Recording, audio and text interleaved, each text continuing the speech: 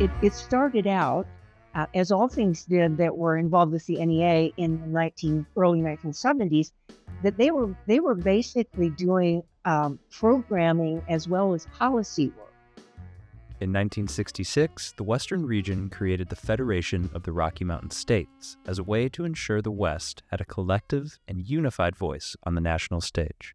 The actual founding of WESTAF itself is kind of interesting in that it came out of what was called the Sagebrush Rebellion of the 70s and 80s. And basically, it was the Western states who were irritated by the federal management of all this land.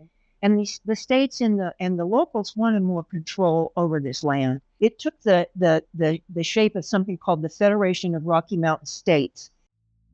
The Federation was incorporated by the governors of 7 western states: Arizona, Colorado, Idaho, Montana, New Mexico, Utah, and Wyoming. They would talk about policy on the healthcare issues or land issues.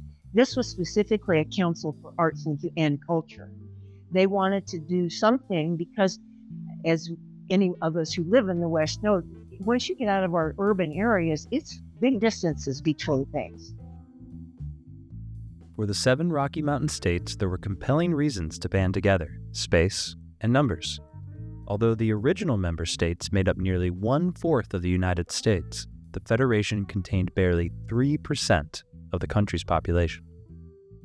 The desire was to bring arts and culture to small towns. So the thing that lit a fire came initially from the state of Michigan, and they had started a thing in the late 60s, early 70s called the Art Train. And it was literally a train on train tracks with rail cars.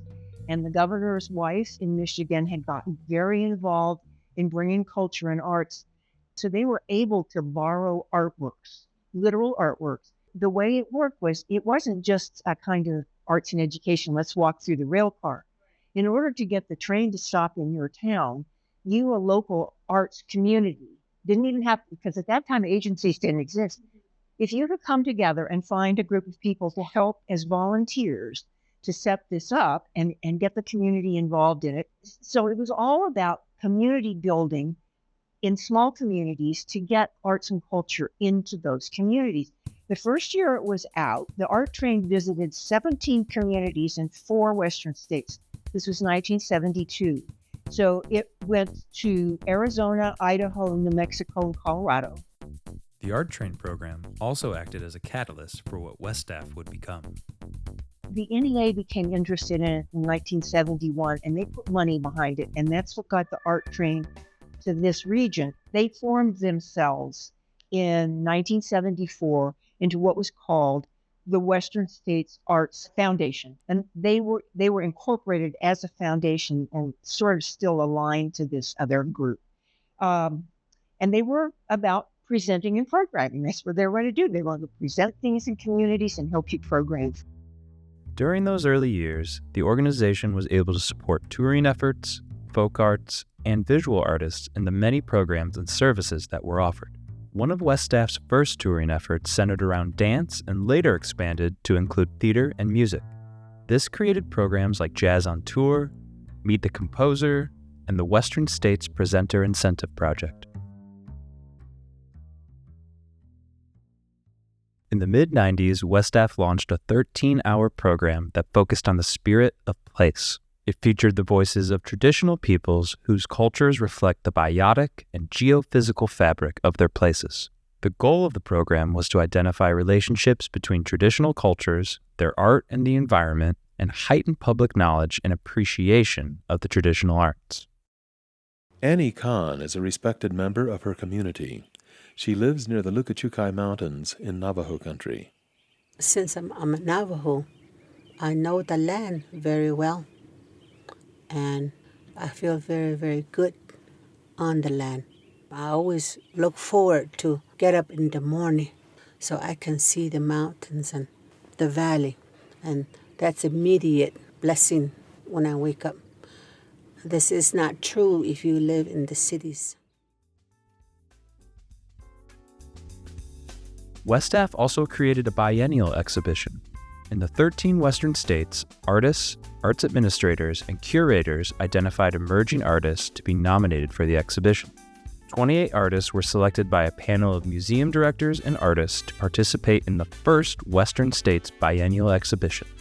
The exhibition toured in 1979 and 1980.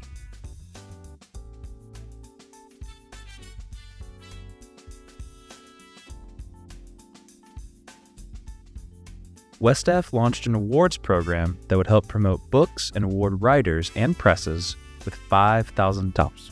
The first awards were announced in 1984. The awards were given every other year until 1992. The award program lasted until 2000. Over the years of working on programming and services, the organization realized that the current workload, funding was no longer sustainable. Unfortunately, by 1996, about 20% of the programming services had to be cut.